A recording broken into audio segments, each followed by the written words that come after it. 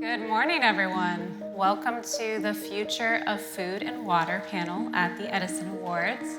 My name is Ayurella Hornmiller. I am a staff reporter at Grist, where I cover the intersection of climate change, food systems, and agriculture.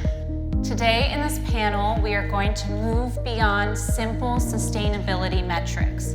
We will talk about what needs to be done to ensure the health of our water, the resilience of our soils, and the security of our food in a warming world. I am joined by three experts carving out distinct yet connected paths forward. If we're able to bring the food to literally anyone in the globe in a different way, and starting with cocoa and potentially expanding to other things, I think that would be a really cool story that I can tell my kids. We have a big group of collaborators to understand how agricultural land can produce food, but also store carbon, clean water, and provide biodiversity habitat.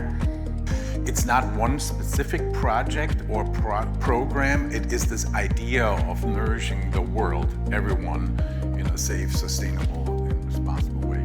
You took the production of cotton, one of the world's thirstiest, most chemical-intensive crops, and moved it into a bioreactor. So we call it the fancy word of bioreactor, but it's literally a big blender that you're controlling the temperature and the nutrients around it. So that piece of plant or the cells around it are able to propagate. And then when you get into a certain density, you would harvest that as a final product, cocoa. And that's what we've done. And we have the tasting, the chocolate there.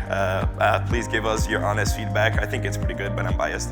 And then you're just using the same process if you think about any plant in the world. In the headwaters of the Everglades, the ranch land is the largest land use.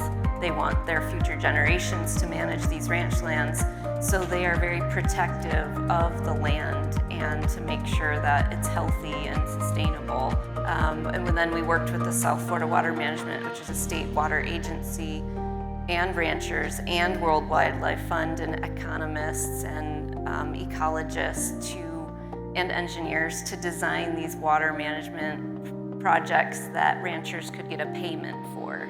And I see a beautiful opportunity, and I hope to be part of that story too, of bringing everything that we're learning in the lab to the farms.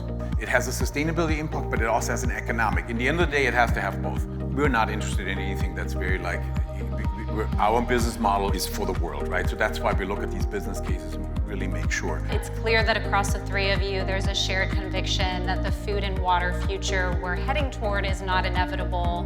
These choices we make now will shape what billions of people have to eat and drink in the years to come. So thank you so much to Luciano, to Betsy, and to Florian for sharing your insights with us today. Thank you. Thank you.